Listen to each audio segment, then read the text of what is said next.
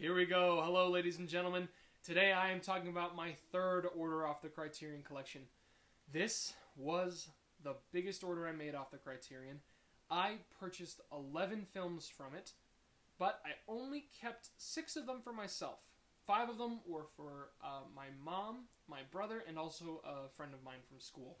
The film that I bought for my friend was Cronos, directed by Guillermo del Toro. Highly recommend that movie. It's a very good debut film for Del Toro, and it's also a very effective horror film. Not a movie I need to own, but I'm really glad I saw it. 2 films I bought for my mom were Bottle Rocket and Darjeeling Limited. She's a big Wes Anderson fan, and she really wants to get all of his films. And I haven't seen Darjeeling Limited, but I have seen Bottle Rocket in theaters. That was Wes Anderson's debut film, and it was hilarious. It doesn't have like the big stylization that we usually think of when we think of Wes Anderson, but it is very funny. And it's also got debuts from Lucas and Owen Wilson.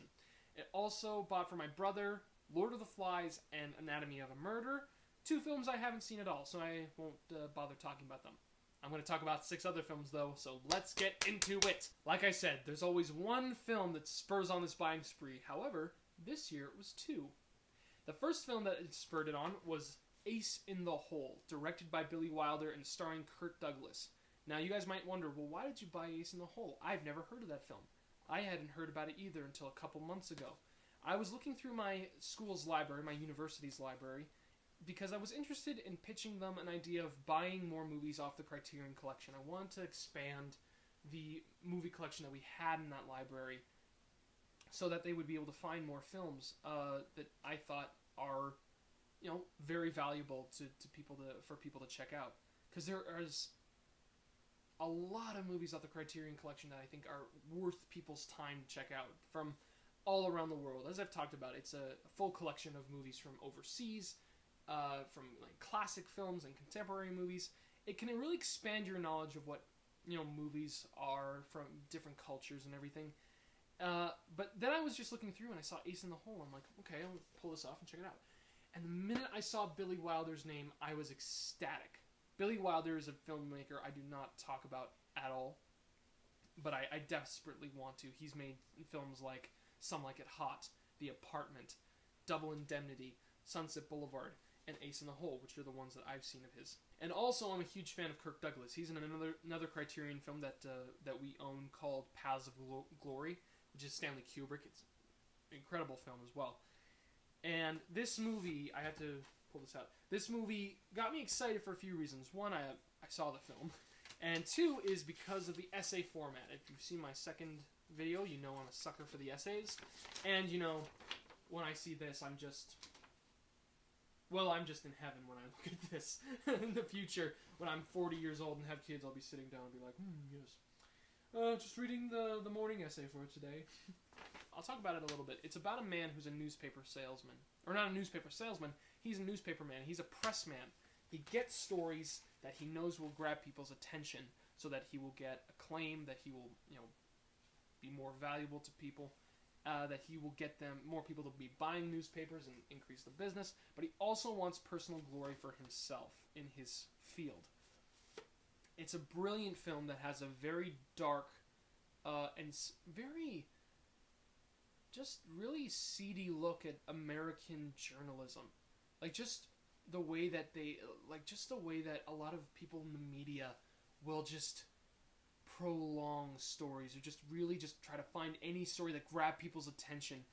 And it has a very, very honest look at the lengths that politicians will go to keep stories going, or to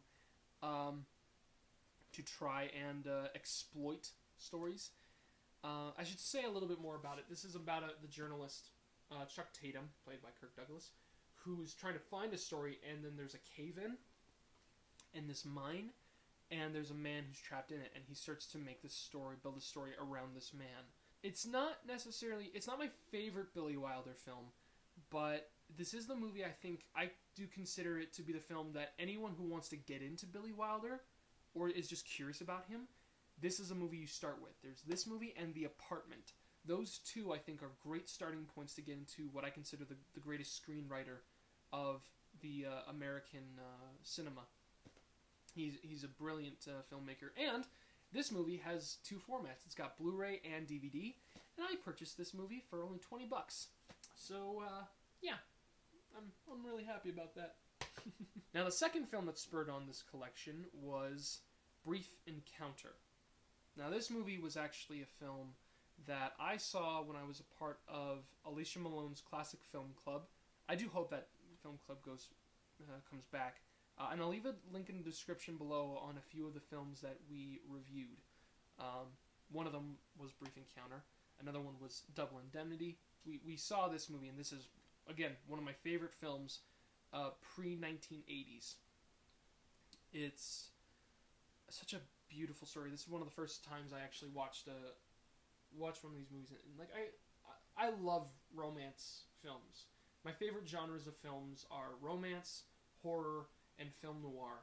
And this blends film noir and romance beautifully. And if you see the Brief Encounter video, it's like only a 30-second clip with me in it. It just made me. I was sobbing. I was crying after this movie. It's such a beautiful film. Such a hard film to watch. But no, it's not. It makes you really appreciate people who respect the idea and respect the difficulties of showing a romance story. This is a hard film to make. That's what it is. It's a hard film to make. Not to watch, but to make. Because it could easily be melodramatic. It could also easily be just not fun to watch. And yet it's entertaining to watch as well. There's a great discussion on like the making of the film. I think even in the essay that's provided, and also in the bonus features, the supplements that discuss the comic relief in this movie. And David Lean, the director who directed Lawrence of Arabia and Bridge on the River Kwai, this is my favorite of his films, where he talked about why he didn't enjoy filming those scenes. But then the producer, the man who I think wrote the screenplay, Noel Coward, said, you need to add that. Because if you don't add it, nobody's going to want to watch it. And I think he was right, because it's emotionally difficult to watch. Cecilia Johnson, the woman in this film, she was nominated for an Oscar. And I think Lean was nominated, and the screenplay was nominated. And it's just a beautiful film to watch, and it's one of those movies where I'm just like, yeah, this is what I want out of romance cinema, like romantic dramas. This is what I want to see, and I recommend you guys check that film out for sure. Now we're getting into the point where I go on impulse buys. However, this is not a movie that was necessarily impulsive, as more I had to really consider it. It's 12 Angry Men. Now I bought this movie off of the DVD format because the Blu-ray was on back order, but I bought it off DVD, and my family already owns this movie. I've seen this movie multiple times before I purchased it, but I decided to buy it off the Criterion because of the supplements, because the version we have has no supplements. One thing I'm just going to direct you guys towards here is the booklet itself. I love the paintwork of this movie. I'm just going to try to show it a little closer here. Just a few examples.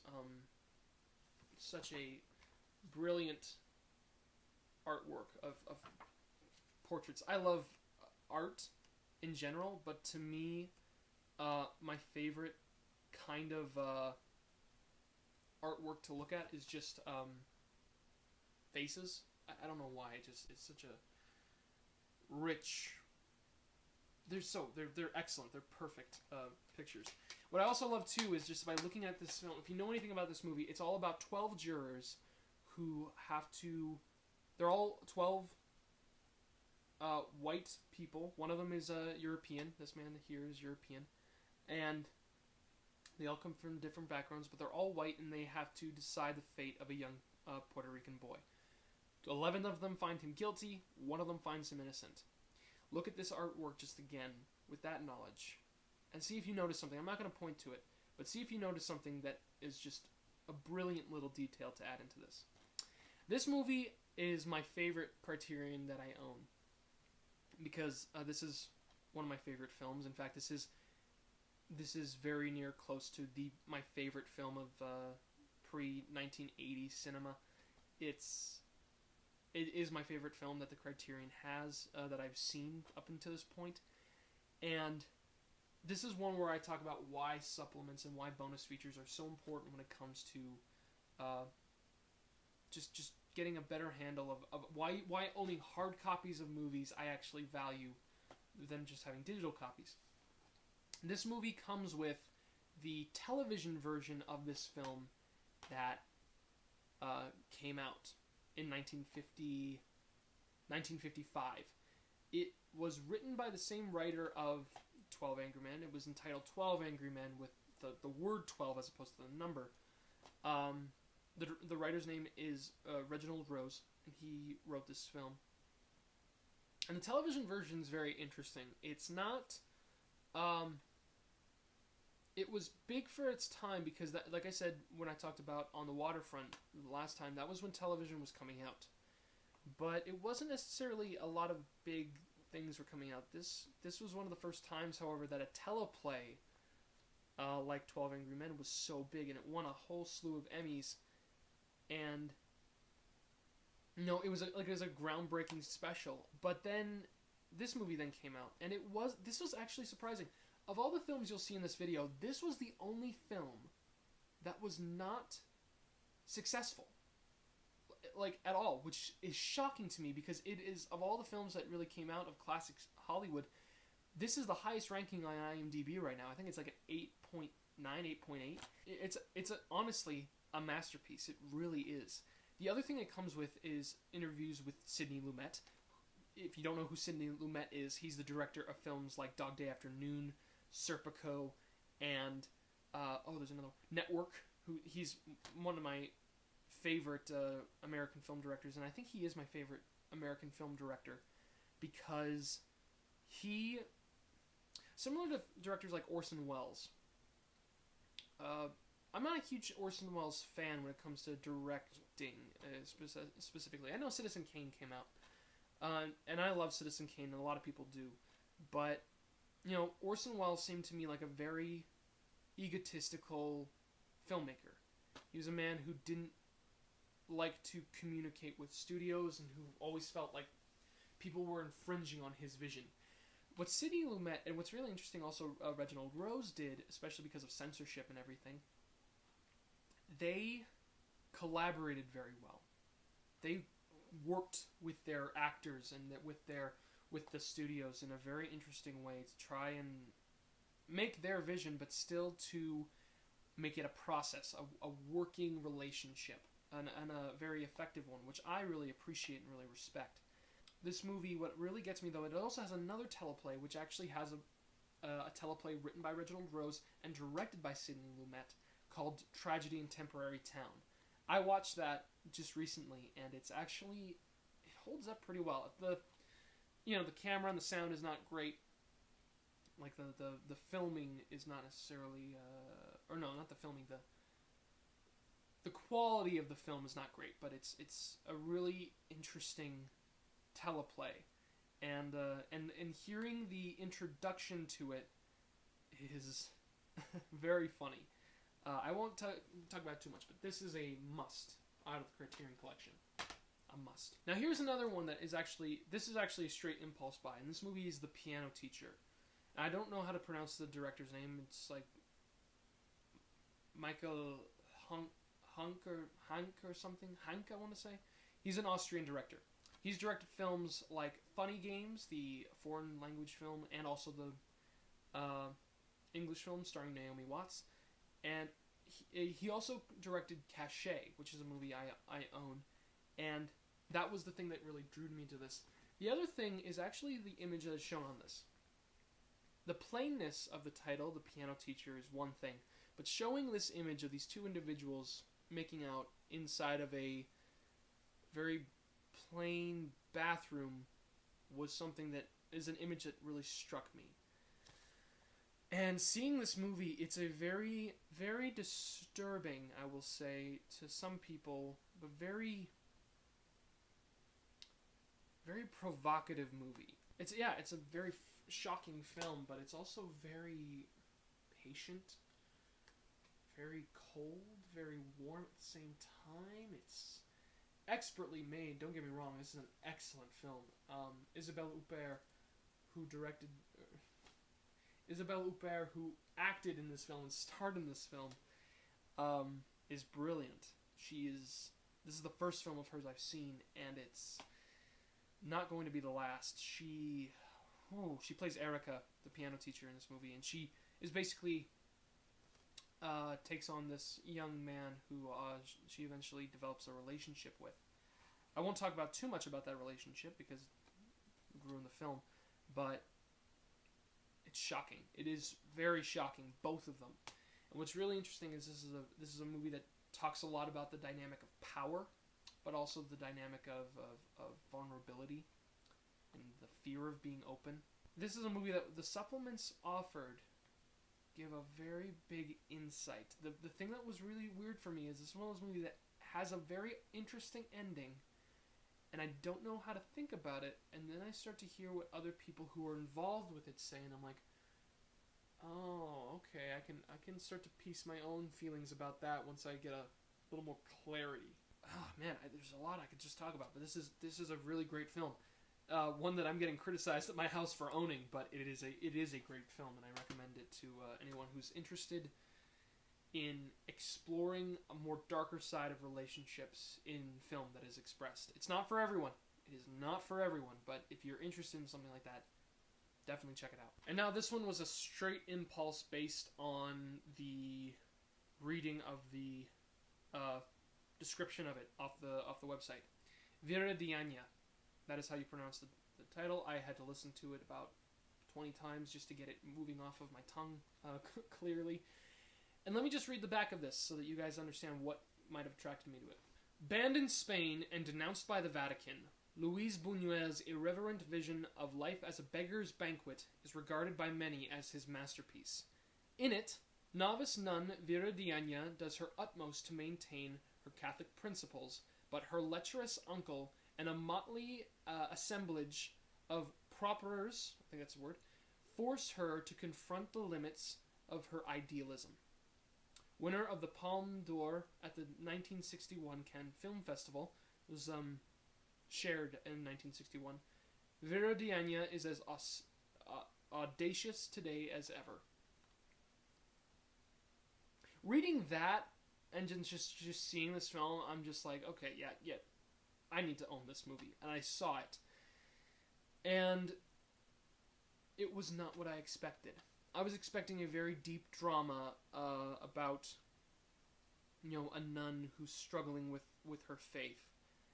And it's 90 minutes long, and I didn't realize that this movie's actually a kind of a satirical black comedy. It really is. It's not making fun of religion. It's making fun of idealism, I think, and it's I don't know exactly. I've only seen it once, and it's such a great film just to watch and pay attention to, and just be like, this is really funny. Like, I read the essay of this film, and I read it, and when they mentioned it was a comedy, they mentioned a line, it's more of a satirical black comedy, and I forget where they mentioned it. Yeah, it's called The Human Comedy. And I was just like, wait, why is that? And then when I read this essay, I realized, this is a really funny movie. It's, just to think about, it's funny. The situations are not necessarily laugh out loud hilarious, but when you think of them to yourself, you're like, that is really funny.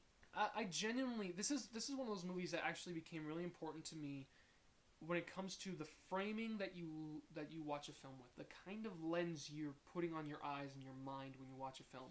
If you were to watch a movie like, I don't know, Saving Private Ryan is one that I usually think of, and if you were to watch that movie in the lens of a romantic comedy, then it's an absolute failure. That movie is an absolute failure if you think of it that way. But if you think of it in another context, the context that you should watch it, it becomes a stronger film. And that is what this is. If I looked at this as just a straightforward, heavy drama, then I'm missing something. But if I look at it as a dark comedy, which I'm going to do next time, when I see it, I think I might get something more out of it. Maybe more. Maybe not as much love from it, but I will get something more out of it. It's a beautifully filmed. The one issue I have with this, actually, from the Criterion, is it only is featured in a DVD version. And the DVD version is alright with the restoration. It's not great. I wish this movie was in Blu-ray so that they could maybe fix up some of the restorations. So, you hear that, Criterion? I'm found one you guys had to revisit to.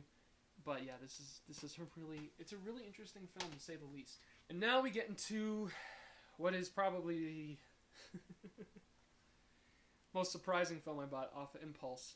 This movie I bought because a year and a half ago I saw a trailer for it, and that trailer stuck with me for the whole year and a half, and it made me buy the film.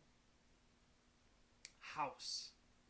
1977, Japanese fantasy horror film. Literally in the back, how to describe House. How do you describe this movie? It is... This movie's wild. It is the most unique film I have ever seen based on the filming technique. The story is simple. It's about 7 girls who go to one girl's aunt's house, and the house tries to eat them. Very simple story. Very simple premise. And yet the filmmaking is something out of this world. It is something truly incredible. And at first I wasn't sure how I felt about it, because I was watching the movie and I'm just like, what am I watching right now?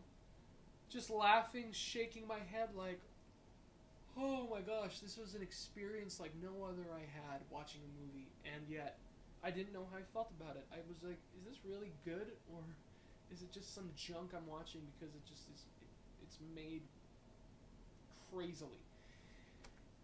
Then I watched 2 supplements, and then I realized that this is actually a good movie. Maybe not a great movie, but a very good movie.